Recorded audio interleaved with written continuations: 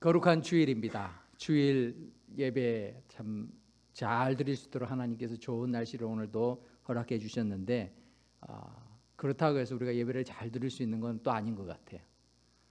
길이 막히기도 하고 또 마음이 막히기도 하고 뭐 여러 가지 문제들이 생기기도 하죠. 신앙생활이 지속되면 지속될수록 여러분들의 삶이 활력이 넘칩니까? 아니면은 지치고 힘들어하지는 않습니까? 왜 그렇습니까? 우리가 매일 기쁘게 주님 앞에 나아가야 될 텐데 그게 아니라 10년, 20년, 30년, 뭐 어떤 분은 50년, 60년을 신앙생활을 하면서 점점 힘들어합니다. 사람 때문에 지치기도 하고 일 때문에 지치기도 하죠. 때로는 나의 건강의 문제들 때문에 가족의 문제로 그렇게 힘들어합니다. 그러다 보니까 신앙생활의 활력을 점점 잃어버리게 된다는 것이죠. 어떻게 하면은 신앙생활의 원동력을 회복할 수 있을까요? 오늘 본문을 통해서 살펴보면 좋겠습니다. 오늘 본문의 배경은 이스라엘 민족이 남북 왕조가 다 멸망을 한 뒤에 바벨론으로 포로로 잡혀가지요. 특별히 남쪽 유다 백성들이 하나님의 말씀에 불순종하고 외세를 의지하다가 결국 바벨론에 의해서 예루살렘이 함락되고 수많은 유다 백성들이 바벨론으로 포로로 잡혀갔습니다. 그 이후에 70년 뒤에 바벨론을 무너뜨린 페르시아 제국의 고레스 왕이라는 이 왕에 의해서 본국으로 돌아갈 수 있도록 허락을 받습니다. 유다 민족이 고국으로 귀환한 것은 크게 세 차례에 의해서 진행되었습니다. 1차 귀환은 BC 537년에 스룹바벨이라는 이 사람은 왕족이에요. 스룹바벨의 지도하에 이루어졌습니다. 그리고 와서 예루살렘에서 초기 귀환자들은 무너진 성전을 다시 세웠습니다. 2차 귀환은 그로부터 80년 후에 학사금 겸 제사장인 에스라의 주도로 이루어집니다. 이 두 번의 귀환은 구약성경 에스라서에 잘 기록이 되어 있습니다. 2차 귀환 이후에 14년 뒤에는 페르시아 왕의 비서실장격이었던 느헤미야, 술 맡은 관원이죠. 느헤미야가 유대 지역 총독으로 부임하면서 세 번째 귀환이 이루어집니다. 느헤미야는 유다 백성들을 격려해가지고 52일, 53일 만에 예루살렘 성벽을 다시 쌓습니다. 그렇게 쌓은 내용이 느헤미야 7장까지 기록이 되었습니다. 오늘 본문인 8장에서는 성벽 공사가 다 끝나고 다들 얼마나 힘들어요. 그리고 다 각기 집으로 돌아갔는데 5일이 지난 다음에 이스라엘의 신년인 7월 1일 나팔절, 로시 하샤나라고도 하죠. 이 나팔절에 모든 백성이 다 함께 모여서 떡국 먹고 이렇게 신년 잔치를 하는 게 아니라 하나님의 말씀을 들은 사건이 기록되어 있습니다. 이 본문을 통해서 신앙생활의 원동력은 과연 무엇일까 우리가 생각해 보려고 합니다. 첫 번째는 사모함입니다. 사모하는 것. 여러분 사모해 본 적 있어요? 어떤 것을 간절히 사모해 본 적 있습니까? 사람을 사모한 적도 있을 거고 또 어떤 물건을 사모한 적도 있을 것이고 어떤 일을 사모한 적도 있을 것입니다. 어떤 장소에 가고 싶은 일 그런 것들을 사모한 적도 있겠죠. 어린아이는 부모가 약속한 선물을 받기 위해서 그 선물을 굉장히 사모하면서 기다리기도 합니다. 아주 어릴 때는 산타클로스에게 선물 받는 줄 알고 산타클로스가 선물 주는 날을 얼마나 기대합니까? 그렇게 사모하죠. 젊은 청년들은 남녀간에 서로 사랑하게 되면 서로를 간절히 사모하죠. 그런 사모함들이 있습니다. 그런데 무엇을 사모해야 되느냐? 오늘 성경을 좀 보니까 이스라엘 자손들이 1절 말씀에 이렇게 나옵니다. 이스라엘 자손이 자기들의 성읍에 거주하였더니 7째 달에 이르러, 그 7월 달이죠. 이스라엘 달력으로 7월이에요. 우리 현대의 달력으로 아마 10월쯤 됩니다. 모든 백성이 일제히 수문 앞 광장에 모여 학사 에스라에게 여호와께서 이스라엘에게 명령하신 모세의 율법을 가져오기를 청했다라고 말하죠. 사람들이 다 모였어요. 모이라고 해서 모인 게 아니라 다 그냥 모였어요. 우리가 새해를 맞이했는데 이렇게 그냥 시작할 수 있느냐? 우리가 하나님의 말씀을 듣고 싶다라는 마음으로 모인 거예요. 나라는 완전히 망해가지고 포로로 잡혀갔다고 온 거잖아요. 그리고 성전이 세워졌지만 솔로몬 성전과는 비교되지 않는 그런 초라한 성전이었습니다. 성벽 공사도 이제 끝났습니다. 좀 쉬고 편안하게 지내면 될 텐데 그들의 마음에 갈급함이 있는 거예요. 내가 하나님의 말씀을 듣고 싶다. 그 말씀에 대한 사모함이 있었습니다. 그래서 모든 백성이 일제히 모였다고 했어요. 시키지도 않았는데 다 모인 거예요. 그리고는 말씀을 듣고 싶어서 이 말씀을 보관하고 또 말씀을 읽을 수 있는 그런 자격을 가졌던 학사이자 제사장인 에스라에게 율법책을 가져와 달라고 요청을 한 거죠. 3절을 보니까 이들이 수문학 광장, 이 워터게이트 앞에 있는 그런 큰 광장이 있었어요. 자, 그 광장에서 다 모였는데 새벽부터 정오까지 남자나 여자나 알아들을 만한 모든 사람들이 다 모여 있었어요. 그렇게 다 모인 상황에서 에스라가 율법책을 읽기 시작합니다. 언제부터? 언제까지? 새벽부터 정오까지. 대략 따져도요 6시간이에요. 6시간. 우리요 그냥 1시간만 서 있, 아니 30분만 서 있어도 힘들잖아요. 그런데 하나님의 말씀을 듣기 위해서 6시간을 서 있는 거예요. 그렇게 서서 듣고 있습니다. 그러면서 뭇 백성이 그 율법책에 귀를 기울였다라고 말하고 있어요. 어떻게 그게 가능해요? 그죠? 우리 한국에서 남자들 이제 예비군 교육 이런 거 가면은 뭐 또 민방위 뭐 이렇게 모임 소집하고 하면은 서가지고 30분 서 있는데 30분 못 서 있어요. 다들 막 삐딱하게 왔다 갔다 하고 이게 참 쉽지 않죠. 어릴 때 학교에서 조례를 하면은 아침 조회 뭐 이렇게 딱 운동장에 세워놓고 그렇게 많이 했었죠. 그렇게 교장 선생님이 한 20분 30분 하는데도 얼마나 지루한지 몰라요. 왜 지루하죠? 잔소리를 하니까. 계속 뭐 잔소리만 하잖아요. 그러니까 하나도 기억이 남는 거 없어요. 그런데도 이렇게 어린 학생 여러분 막 이렇게 해서 막 이렇게 강연을 하신단 말이에요. 듣고 싶지 않으니까 지루한 거예요. 그런데 6시간을 서 있었던 이유는, 그리고 그렇게 할 수 있었던 이유는 하나님의 말씀에 대한 그 사모함이 있으니까 가능한 거예요. 그 말씀이 너무 갈급하니까 귀를 기울여 들었다라고 말씀하고 있죠. 그 말씀에 대한 그 사모함이, 그리고 그 말씀에 대한 그 경외감이 어떻게 나타나느냐, 오늘 본문에 그렇게 나타나고 있죠. 5절 말씀해 보니까 에스라가 모든 백성 위에 서서 그들 목전에 책을 펴니, 이 율법책을 폈습니다. 책을 펼 때에 모든 백성이 어떻게 했다고요? 일어서니라. 왜 일어섰어요? 안 보여서? 아니요. 하나님의 말씀을 내가 어떻게 앉아서 들을 수 있느냐. 그래서 그 말씀을 서서 대합니다. 에스라가 6절에 보니까 위대하신 하나님 여호와를 송축하며 모든 백성이 손을 들고 아멘 아멘 하면서 응답했다라고 했어요. 하나님을 찬양하라. 아멘 아멘. 내 진실로 그러하기를 원합니다. 내가 그렇게 되기를 바랍니다. 아멘이라는 그런 거잖아요. 그런 뜻이잖아요. 그리고 몸을 굽혀 땅에 얼굴을 대고 여호와께 경배했다. 하나님을 그렇게 찬송하고 찬양했습니다. 하나님의 말씀의 권위 앞에서 그들은 일어서서 경청하였고 하나님께 손을 들고 총축하면서 엎드려 절하며 경배했습니다. 여러분, 신앙생활의 원동력은요, 하나님의 말씀을 사모하는 데서 있습니다.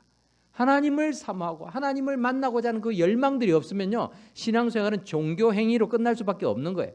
우리가 누구를 대상으로 예배하는지를 자꾸 잊어버려요. 그러다 보니까 사람을 중심하고 또 아니면 나를 중심해서 그렇게 예배를 드릴 때가 많죠. 하나님을 바라보고 하나님의 말씀에 대해서 사모하는 마음이 있을 때 비로소 우리의 삶의 신앙의 그 능력들이 나타날 줄 믿습니다. 시편 42편 1절에서 시편 기자는 이렇게 말합니다. 하나님이여 사슴이 시냇물을 찾기에 갈급함같이 내 영혼이 주를 찾기에 갈급하니이다. 내가 사람들을 바라보면 소망이 없어요. 맨날 괴롭히고 힘들게 만들고 배신당하고 참 상처를 주잖아요. 그런데 내가 바라봐야 될 것은 하나님밖에 없는 거예요. 너무 세상이 힘드니까 내 영혼이 주를 찾기에 갈급합니다. 마치 사슴이 헐떡헐떡거리면서 물을 찾기에 갈급한 것처럼 내가 주님을 찾는다. 그렇게 사모함이 있어야 된다. 시편 84편 1절 2절에서는 만군의 여호와여 주의 장막이 어찌 그리 사랑스러운지요. 2절 말씀 우리 같이 읽어봅시다. 내 영혼이 여호와의 궁정을 사모하여 쇠약하며 내 마음과 육체가 살아계시는 하나님께 부르짖나이다. 하나님의 궁정을 사모하는 거예요. 왜? 하나님이 계신 곳이니까. 하나님이 계신 곳을 간절히 사모하는 거예요. 우리의 삶 속에서 하나님 없이도 일주일을 잘 살아왔다. 하나님 생각도 한번 하지 않았는데 잘 지냈다. 신앙생활이 아니죠. 그 인생은요, 신앙생활을 하지 않는 거예요. 주일날 교회 한번 왔다고 신앙생활이 되는 게 아니죠. 내 삶 속에서 주님의 전을 사모하고 하나님의 말씀을 간절히 바라보고 열망하고 또 읽고 묵상하고 이러한 마음들 갈급함이 없이 살아가는 인생은요, 신앙생활의 원동력을 찾을 수가 없는 것입니다. 사랑하는 은혜와 평강교회 성도 여러분, 여러분들은 하나님의 말씀에 대한 그런 사모함이 있습니까? 하나님의 전에 대한, 여호와의 궁전에 대한 그러한 사모함들이 있습니까? 그러한 마음들이 우리가 식어지지 않을 때에 우리의 신앙생활에 활기가 넘치고 또 새로운 생명력이 돋아날 줄 믿습니다. 두 번째로 신앙생활의 원동력이 되어야 되는 것은 바로 되는 것이 눈물이에요. 눈물. 울어라라는 거예요. 우는 것이죠. 뭐 다 큰 어른들이 뭘 울어? 사나이가 뭐 이렇게 눈물을 흘려야 되느냐? 뭐 이런 말들도 있지만 아니요. 눈물이 필요합니다. 말씀을 통해 회개하고 바르게 살고자 하는 그러한 열망들이 필요한 것이죠. 오늘 8절 말씀을 보니까 8절 9절에 하나님의 율법책을 낭독하고 그 뜻을 해석하여 백성에게 그 낭독하는 것을 다 깨닫게 하니, 이제 에스라가 하나님 율법을 쭉 가르칩니다. 막 선포하죠. 그리고 옆에 있는 제사장 레위인들이 다 이렇게 뿔뿔이 흩어져 가지고 수만 명이 서 있는 거예요. 거기에 여러분 그냥 한두 명, 뭐 수백 명이 아니라 수만 명이 있었어요. 거기에 다 이렇게 그 말씀을 다시 풀이해서 설명을 해줍니다. 그 뜻을 해석하니까 깨닫게 되는 거죠. 하나님의 말씀이 무슨 뜻인지 깨닫는데 9절에 백성이 율법의 말씀을 듣고 반응이 무엇인가 하면 다 우는지라 라고 말하고 있어요. 여기에 뭐 마음 약한, 심성이 약한, 뭐 심성이 여린 그런 여인들만 운 게 아니고 모두 다 울었어요. 왜 그랬을까요? 자신들의 죄가 얼마나 막중한지를 깨달은 거예요. 우리 민족이 왜 이 우리나라가 망했는지를 알게 된 거예요. 하나님이 이렇게까지 말씀해 주시고 경고하셨는데 우리 선조들 그리고 우리들이 하나님 앞에 범죄했구나. 참 죄가 무섭구나. 그것에 대해서 깨닫게 되니까 너무나 속상하고 슬프고 안타까운 거예요. 그래서 웁니다. 그리고 회개를 합니다.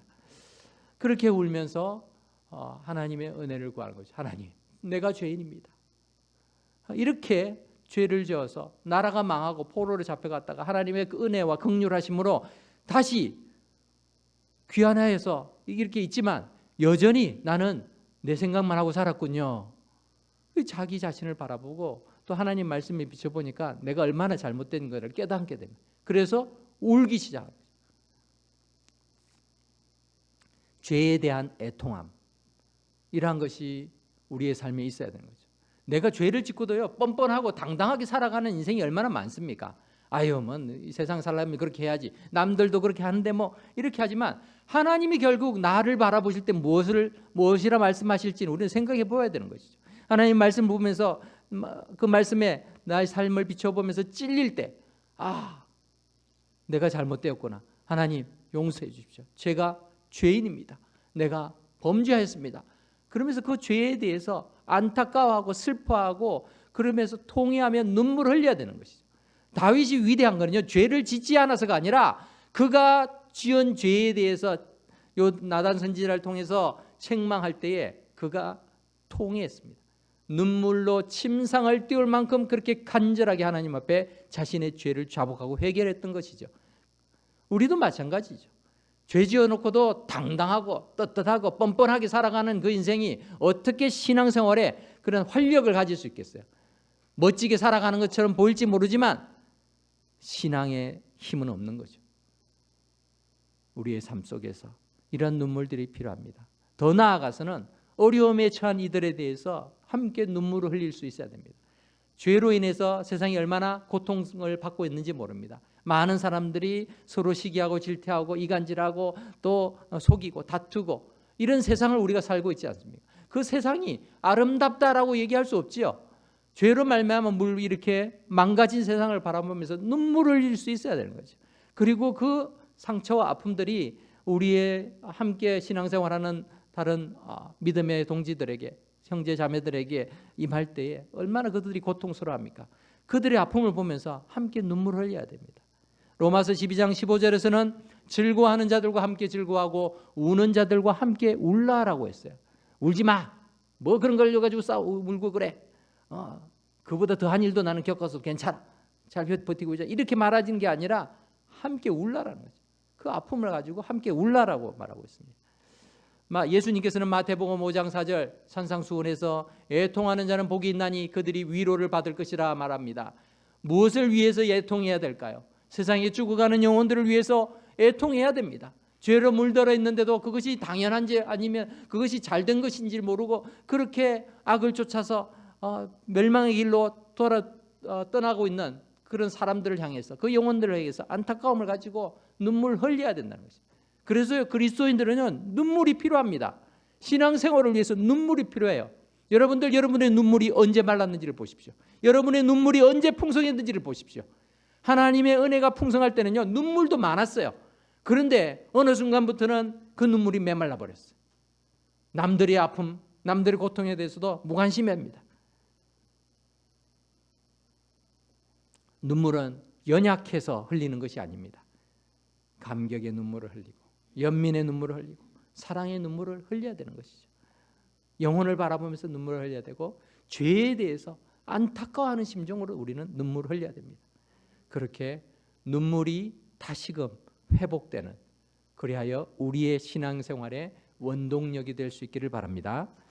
마지막으로 신앙생활의 원동력은 기쁨입니다. 기쁨. 기쁨이 있어야지 힘이 나겠죠. 근데 그 기쁨이 어떻게 나느냐? 오늘 10절 말씀에 보니까 느헤미야가 이 3차 귀환의 그런 주도적인 역할을 했던 이 느헤미야 총독이 에스라와 이렇게 부흥회를 하고 있는 거예요. 지금 부흥회를 하면서 보니까 사람들이 다 울고 통곡을 하고 있는 거예요. 죄 때문에 막 통곡하고 회개하고 있으니까 그날이 성일인데 하나님 앞에 거룩한 예배를 드리는 날인데 회개하는 거, 그 모습을 보고는 격려하고 위로를 합니다. 회개를 하지 말라는 얘기가 아니라 죄에 대해서 회개하고 바르게 살기로 다짐했으면은 그 다음에 무엇을 해야 되느냐? 느헤미야가 또 그들에게 이르기를 10절에 보니까 너희는 가서 살진 것을 먹고 단 것을 마시되 준비하지 못한 자에게는 나누어 주라. 이렇게 나눠주면서 이 날은 우리 주의 성일이니 근심하지 말라. 여호와로 인하여 기뻐하는 것이 너희의 힘이니라 라고 말하고 있습니다. 하나님으로 인해서 기뻐하는 것. 내 죄는 정말 죽을 수밖에 없는 그런 잘못이지만 하나님이 나를 사랑하셔서 구원의 길을 허락하셨다. 내 죄를 예수님을 통해서 용서하셨다. 이것이 얼마나 복된 소식인지 모릅니다. 그래서 우리가 주를 바라보는 거죠. 하나님을 바라보는 것이죠. 주만 바라볼 때에 하나님으로 인해서 기뻐할 수 있는 것이죠. 주님을 인해서 기뻐하면요, 그것이 신앙생활의 원동력이 되는 거예요. 사람을 통해서 기뻐하는 건요, 배신을 당하고 또 실망할 때가 얼마나 많은지 몰라요. 우리가 어떤 일이 잘 되어서 성공해서 그것을 가지고 기뻐하는 것도 잠깐이죠. 나보다 더 성공한 사람 보면요, 어느새 시기 질투 그런 일들이 생겨 불평하고 오히려 자신의 성공이 초라해 보이게 됩니다. 하지만 하나님으로 인해서 기뻐하는 건요, 비교의 대상이 없습니다. 하나님이 절대자이시고 하나님만이 유일하신 그러한 전능주이시기 때문에 그렇습니다. 레위 사람들도 11절에 보니까 백성들에게 오늘은 성일이니까 근심하지 말라라고 말해주고 12절을 말씀해 보니 그 백성들이 어떻게 합니까? 모든 백성이 곧 가서 먹고 마시며 나누어주고 크게 즐거워하니 이는 우리 같이 읽어볼까요? 그 읽어 들려준 말을 밝히 알미라. 하나님의 말씀을 깨닫게 되니까 기쁨이 생기는 거예요. 죄의 문제들을 가지고 통곡하고 회개하고 그렇게 하나님 앞에 막 슬퍼한 것만이 아니라 그 죄를 다시 또 용서하시고 회복하시는 그 하나님의 은혜를 아니까 기쁨이 생기는 거죠. 아, 하나님만이 나의 소망이시구나. 내 힘으로 내 능력으로는 세상을 살아갈 힘도 없고 또 내 앞에 있는 문제들을 감당할 힘도 없지만 하나님을 의지하니 하나님을 바라보면 나에게 힘이 있구나. 내게 능력이 있구나. 하나님이 나의 기쁨입니다. 그렇게 고백하게 되는 것입니다. 하나님을 기뻐하는 것이 그리스도인의 능력이 되는 줄 믿습니다. 하나님이 나를 사랑하심을 알고 기뻐할 때에 예배의 기쁨이 있고 삶의 활력이 있는 것입니다. 사랑하는 은혜와 평강교회 성도 여러분, 예수님이 이렇게 탄식하면서 말씀하셨어요. 마태복음 11장 16절 17절을 보면 이 세대를 무엇으로 비유할까? 비유하건대 아이들이 장터에 앉아 제 동물을 불러 이르되 우리가 너희를 향하여 피리를 부르도 너희가 춤추지 않고 우리가 슬피 울어도 너희가 가슴을 치지 아니하였다 함과 같도다. 자, 아이들이 그렇게 피리 불면 같이 춤추고 하는 게 거의 자연스럽거든요. 아이들은 한 사람이 울면 한 애가 울면 딴 애들도 같이 울어요. 그렇게 동정심, 이 심퍼티 이런 것이 많죠. 그리고 엠퍼티 이것들이 잘 개발이 되어 있는데 요즘 세대가 예수님 당시와 똑같은 거예요. 지금도 마찬가지죠. 즐거워하는 자들로 함께 즐거워하지 못하고 시기하고 질투하고 분노합니다. 또 우는 자들이 있어도요 무관심합니다. 사도 바울은 아테네에서 전도를 하려고 했을 때 거기 있는 사람들은 새로운 소식과 정보 외에는 관심이 없었습니다. 모든 아덴 사람과 이 사도행전 17장 21절을 보면 거기에서 나그네된 외국인들이 거기 있는 모든 사람들이 가장 새로운 것을 말하고 듣는 것 외에는 달리 시간을 쓰지 않음이더라. 근데요 지금 세상이 그래요. 여러분들 세상의 주위도 그렇지 않습니까? 최첨단 정보, 기술 이런 것에는 관심이 많아요.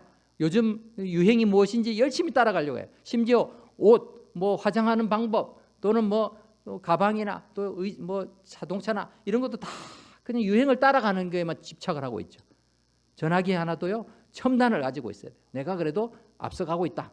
나는 뒤떨어지지 않다. 이런 걸 보여줘야 되죠. 그런데 오래된 것에 대해서는 관심이 없죠. 사도 바울은 이러한 아테네 사람들을 향해서 사람들아, 아테네 사람들아, 너희를 보니 범사에 종교심이 많도다 이렇게 말하죠. 철학이 엄청 발달했던 그런 이 그리스 아닙니까? 아테네. 예수님 이전에 벌써 500년 전에 그렇게 유명한 철학자들이 그렇게 나왔으니 그들의 사고방식들은 세상이 어떻게 기원이 됐는지 또 인생이 무엇인지 열심히 이야기하지만 죽었다 부활한 것, 예수님의 죽으심과 부활에 대해서는 관심이 없었습니다. 오늘날도요 예수님에 대해서 이야기해도 많은 사람들이 관심을 가지지 않습니다. 2000년 전 이야기를 왜 지금까지 우려먹으려고 그래? 라고 생각하죠. 예수님 2000년 전 사람인데 왜 지금 첨단 과학 시대에 무슨 예수님 이야기를 하고 있냐?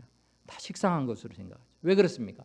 예수의 복음의 능력을 경험하지 못했으니까 과거의 일로 치부하고 말기 때문에 그렇습니다. 어제 뉴욕 맨해튼 타임스스퀘어에서는 2,500여 명의 한인 성도들이 모여서 거리 전도하는 행사를 가졌습니다. 원래 2,000명 정도 예상을 했는데 더 많이 오셨어요. 비가 오는 구전 날씨였는데도요.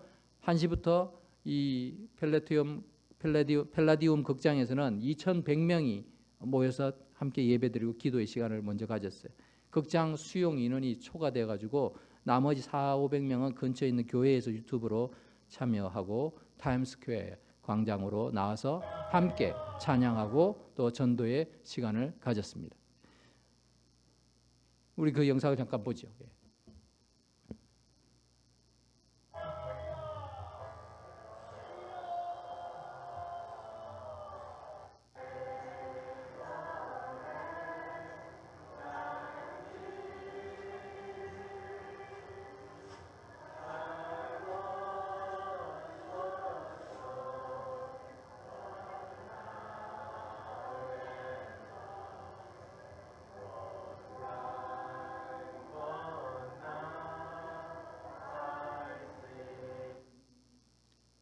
네, 비가 오는 중에 전도지를 나눠주는 거 쉽지 않았지만 그래도 10명 중에 1명은 전도지를 받더라고요. 받아보고 읽어보는 봅니다. 왜 이런 일을 하나? 이렇게 쓸데없는 일을 하나? 교인들 중에서도 그렇게 생각하는 분들도 많아요. 그런데요, 거기에 참여할 많은 사람들이 예수님이 내 삶을 변화시켜 주셨으니까, 그리고 복음의 감격과 기쁨이 있으니까 비가 와도 그냥 그렇게 나와서 하는 것을 기쁨으로 감당을 하더라고요. 예수님을 통해서 그 크신 하나님의 사랑을 깨달았으니까 그 은혜의 감격에서 기쁨으로 주님을 증거합니다. 물론 사람들이 그것을 다 받아들이지는 않죠. 뭐 그런 식상한 이야기들, 뭐 예수, 기독교, 뭐 나 알아, 뭐 이 정도죠. 그러나 복음의 능력을 알지 못하니까 그런 자들이 무관심하죠. 하지만 그럼에도 불구하고 하나님이 주신 그 크신 사랑을 우리가 깨달으니까요, 우리가 그 일들을 또 열심히 감당하게 되더라라는 것입니다. 우리는 어떤 모습으로 신앙생활하고 있습니까? 그냥 편하게 되는 대로 그냥 있으면서 그렇게 지내면은 천국 간다고 생각하십니까? 하나님께서 나의 삶을 바라보시면서, 우리의 삶을 바라보시면서 그렇게 편안하게 잘 지내다가 그냥 안전하게 천국 오면 돼라고 말씀하고 계실까요? 하나님은 우리를 위해서 모든 것을 하셨죠. 우리가 하나님의 사랑을 얼마나 깨닫고 있습니까? 로마서 8장 32절을 보면 자기 아들을 아끼지 아니하시고 우리 모든 사람을 위하여 내주시니가 어찌 그 아들과 함께 모든 것을 우리에게 주시지 아니하겠느냐 말씀하십니다. 이 모든 것에는 자꾸 우리는 내가 원하는 걸 자꾸 삽입을 시켜요. 그래서 부와 명예와 권세, 뭐 이런 건강, 뭐 이런 걸 자꾸 대입을 시키는데, 하나님이 기뻐하시는 모든 것이, 하나님이 내 삶 속에서 꼭 필요한 것들 모든 것을 주신다는 거예요. 그런 하나님을 우리는 믿고 있습니다. 누가 능히 하나님께서 택하신 자를 고발하리요? 어렵다 하시는 이는 하나님이시니 누가 정죄하리요? 죽으실 뿐만 아니라 다시 살아나신 이는 그리스도 예수시니 그는 하나님 우편에 앉아 계신 자요, 우리를 위하여 간구하시는 자예요. 하나님께서 우리를 그렇게 사랑하시죠. 그래서 우리에게는 담대함이 있습니다. 하나님이 나를 그렇게 의롭다 인정하시고 나와 함께 하시는구나. 누가 정죄하리요? 죽으실 뿐만 아니라 다시 살아나신 이는 그리스도 예수시니 그는 하나님 우편에 계신 자요, 우리를 위하여 간구하시는 자시니라. 35절, 누가 우리를 그리스도의 사랑에서 끊으리요? 환난이나 곤고나 박해나 기근이나 적신이나 위험이나 칼이랴. 비록 성경에 기록된 것처럼 우리가 종일 주를 위하여 죽임을 당하게 되고 도살할 양같이 여김을 받았다 함과 같이 이 땅에서 어려움을 당할지라도, 그래도 37절, 그러나 이 모든 일에 우리를 사랑하시는 이로 말미암아 우리가 어떻다고요? 넉넉히 이기느니라. 내 힘으로 이기는 게 아니에요. 하나님이 이기게 하신다는 거예요. 어떤 사람에게? 주님을 바라보는 자들에게, 하나님을 의지하는 자들에게, 하나님을 기뻐하는 자들에게, 그런 자들에게 하나님 함께 하신다라는 것입니다. 38절 39절 우리 같이 읽어봅시다. 시작. 내가 확신하노니 사망이나 생명이나 천사들이나 권세자들이나 현재일이나 장래일이나 능력이나 기쁨이나 다른 어떤 피조물이라도 우리를 우리 주 그리스도 예수 안에 있는 하나님의 사랑에서 끊을 수 없으리라. 아멘. 하나님이 그만큼 우리를 사랑하세요. 그리고 하나님의 백성답게 살기를 누구보다도 기대하고 기다리고 계세요. 우리가 그 하나님을 만나는, 그리고 그 하나님을 바라보고 의지하고 그 하나님을 높여드리는 그러한 인생 될 수 있기를 바랍니다. 여호와를 기뻐하는 것이 우리의 힘입니다.